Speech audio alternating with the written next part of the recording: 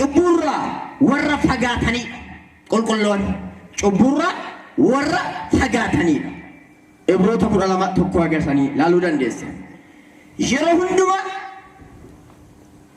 cubbuun isaan irratti moo'ee osoo hin taane isaan cubbuu mo'aniiti yeroo hundumaa jechuudha kanaan waan ta'eef maaltu kennameefi jireenyi qulqullummaa qulqulloota akka jedhamaniif moggaafameef jechuudha inni biraa immoo Waaqayyo uumaa isaanii kan fakkaatanidha tokkoffaa Qorontos 11:1 Waaqayyo uumaa isaanii fakkaatu jireenya isaaniitiin jechuudha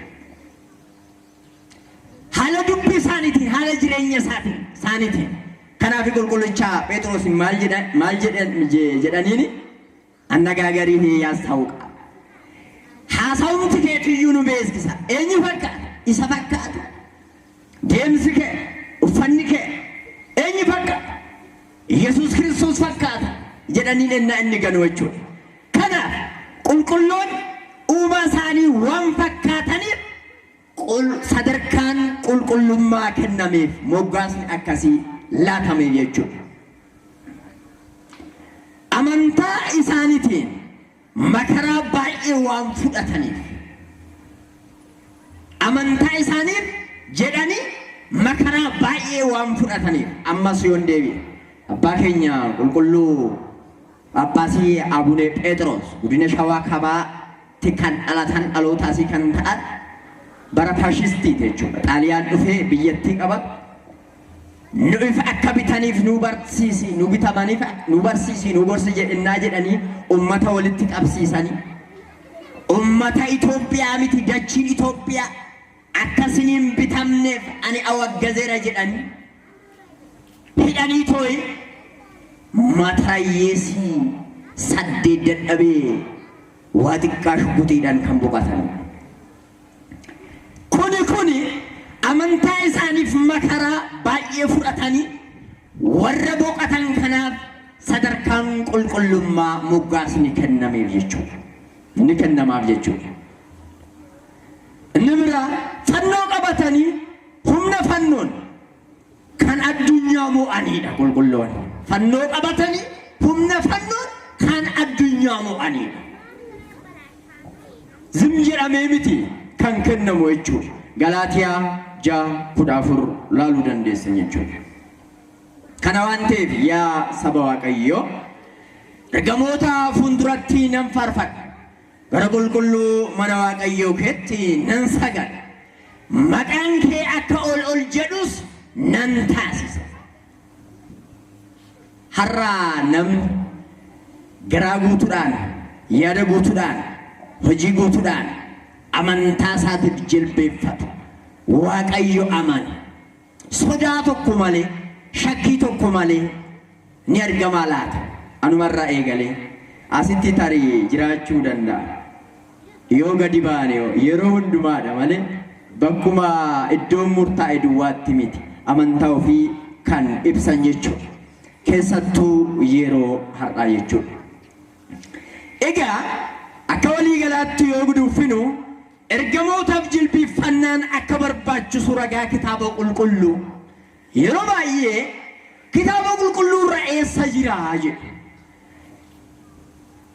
yookanis kitaaba qulqulluu ala barsiisnaarree jedhan kitaaba qulqulluu waan jedhuudha malee kitaaba qulqulluu ala qabsuura abbootis yoo ta'e garliis yoo ta'e kan biraas yoo ta'e uddaasee maaramis yoo ta'e sataatis yoo ta'e kidaanis yoo ta'e hundumti isaa dirsaanis yoo ta'e hundi isaa maal qaba kitaaba qulqulluu kan kitaaba qulqulluu keessaa bahee dhalatoo kitaaba qulqulluuti qabsuurri abbootii kun jechuudha kana waan ta'eef ergamootaaf jilbiffannaan akka barbaachisu ragaa kitaaba qulqulluu yoo hallaallu ta'e tokkoffaa irratti seera uumamaa 19 tokko haga lamaa maal jedha ergamoonni lamaanis yommuu dhihe gara Sodoomitti galan Loot ulaa Sodoom taa'ee ture Lootis yommuu isaan argu simachuuf ka'e fuula isaa gombisee gara lafaatti ni jilbeenfatee ni sagadee jedhe. Ummanni Loot cubbuu waan hojjetaniif, ummanni Sodoomiif Gomora cubbuu waan hojjetaniif qulqulluu kan ta'e Loot achi keessa waan jiraatuuf Waaqayyo isa baasuu barbaadee innaa ergamoota itti ergu. Gara ulaa mana isaa yoo galan yoo isaan argu adda waan itti ta'aniif jedhe ergamoota ta'uu beekee ni jilbeenfatee ni sagadeefi jedha. Eenyu? Ergamoota Waaqayyooti. Loot nama Waaqayyoo qulqulluudha. Eenyu sagaduu fi eenyu dhiisuun akka barbaachisu bareechee nama beekudha. Nama miti nama Waaqayyo qulqullummaa isaatii ragaa ba'edha Loot. Kanaafu ergama Waaqayyoo mana isaa ulaa mana isaatti yoo argu gadi jedhee ni sagadeefi jedha. Seera uumamaa 19:1-2 laaluu dandeessan jechuudha. Egaa nuti daandii Loot hordofneeti ergamoota Waaqayyoof saganni ni barbaachisaa kan jennu jechuudha. Akkuma Loo qulqullichi Loot sagade nutis ni saganna ni kabajna jechuudha. Lammaffaa seera lakkoofsaa 22:31 Waaqayyo ijoota Bala'aam ni banee jedha. Bala'aam namoota Waaqayyoo ari'achuudhaaf ennaa deemu harree isaa yaabbatee ergama Waaqayyoo seefii qabatee fuuldura yoo dhaabbatu harreen isaa deemuu diddee inni duubaa yoo rukutu achuma dhaabbattee jedha. Ennaa kana Waaqayyo ija isaa banee ergamaa yoo argu harreen isaatis innis gadi jedhanii ergamichaaf ni sagadanii. Argitanii ergama Waaqayyoo isaa saba Waaqayyoo ariisaa deemu ni morma jechuudha. Ni morma. Maaliif? Akkuma guyyaa baranne ergamoonni Waaqayyoo namoota Waaqayyoo sodaatan marsanii argamu jedhee akkuma dubbatu inni saba Waaqayyoo ariisaa waan deemuuf hin danda'amu jedhee seefii qabatee akka dha'u jaalatee osoo hin taane Bala'aam harree isaa wajjin akka sagadeef fuuldura dhaabbachuu akka dadhabee jedhe.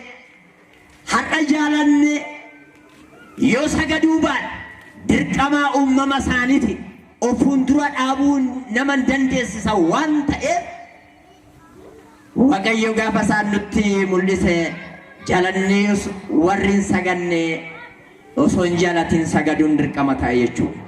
Garuu osoo hin jaalatin sagaduurra jaalalaan sagaduutu eebba namaa argamsiisa waan ta'eef. Kanaaf qulqullicha Toomaas duuka bu'ichaan maal jedhe?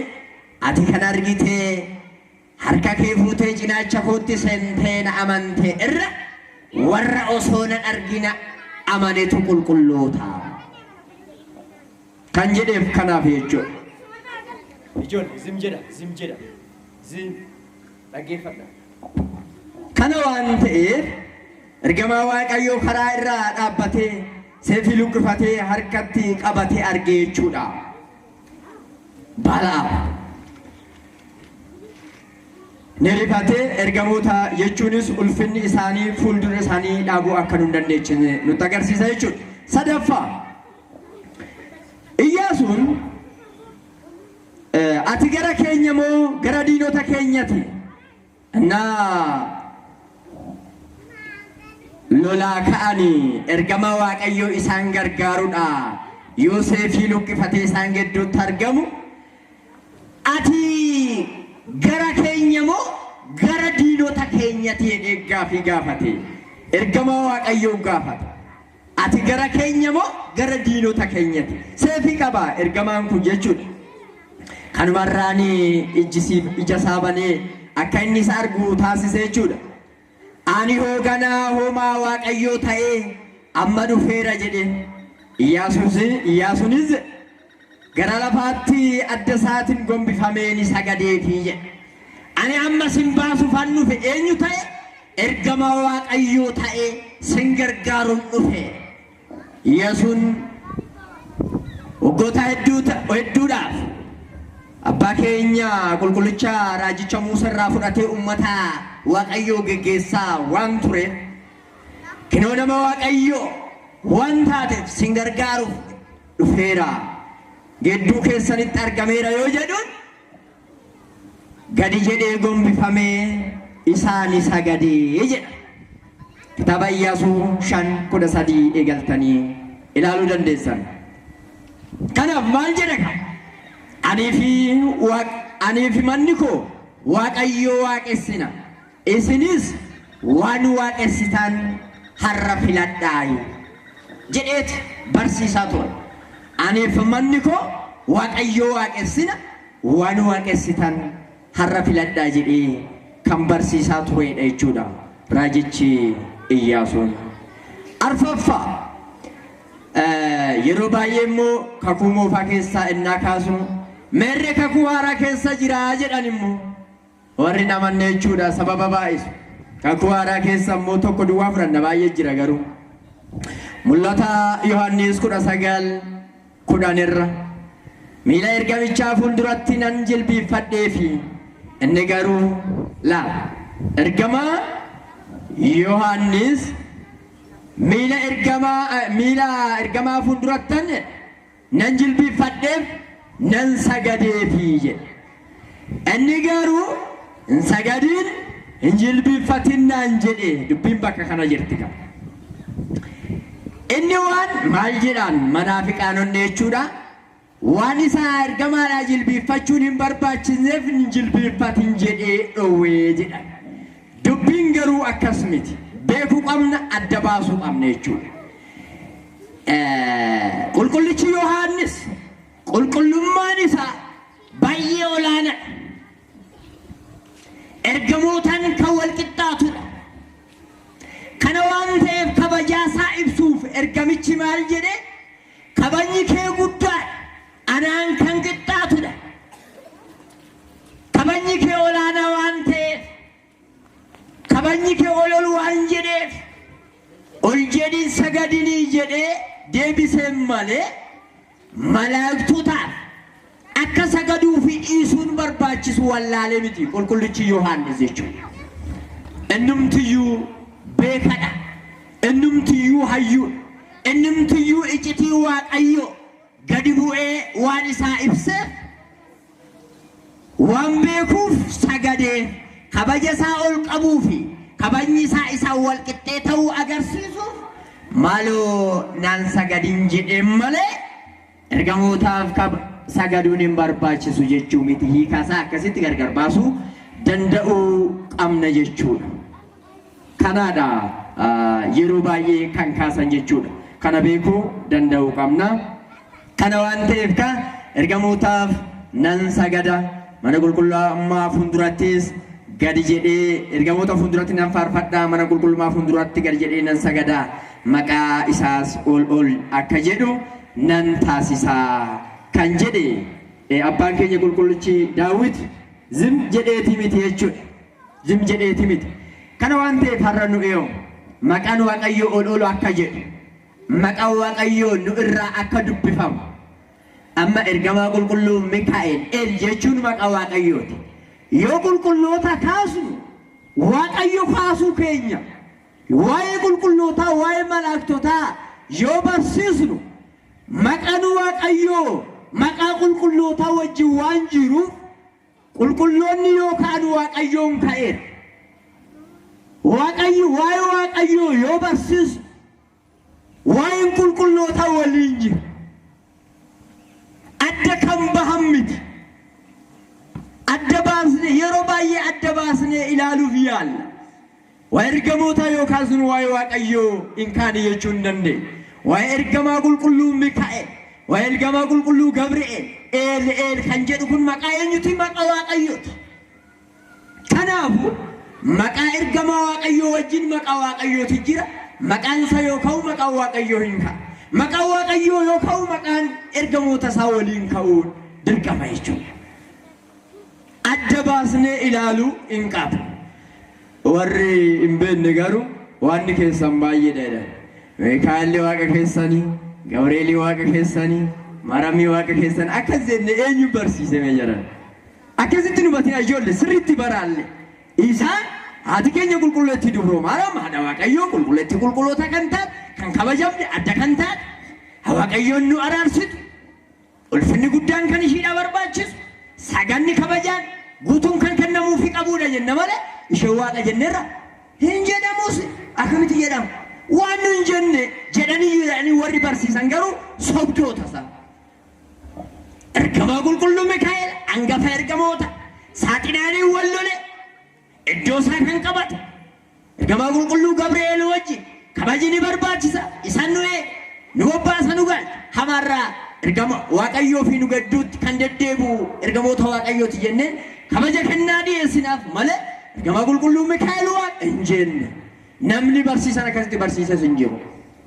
Kanaafu amantiin keenya tokkoof tokko eenyudha waaqayyo kabajaa fi ajaja isaa guutuudhaan guututti hojiirra oolchuudhaaf garuu haninni kabaje hunda kabaje haninni jaalate hunda jaalate haninni hojjete hunda yoo inni nu gargaaranii hojjete odoon hir'isi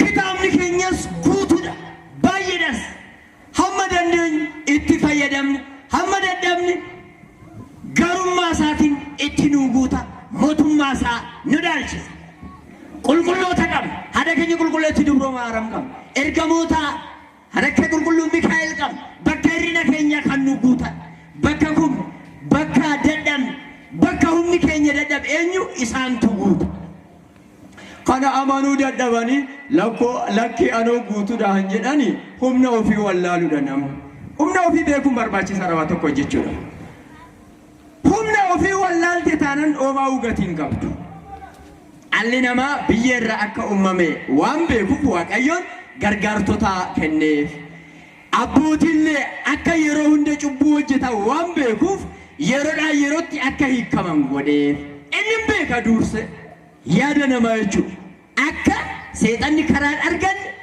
guyyaadha guyyaatti akka hiikaman illee taasise cubbuu dhala namaa biyyoorra afuu amaloota arfan foonii waan qaban waan beekuuf akka isaan hiikaman akka isaan qulqullaa'an taasise abbootillee yeroodhaan isaan gidduu taasise jechuudha.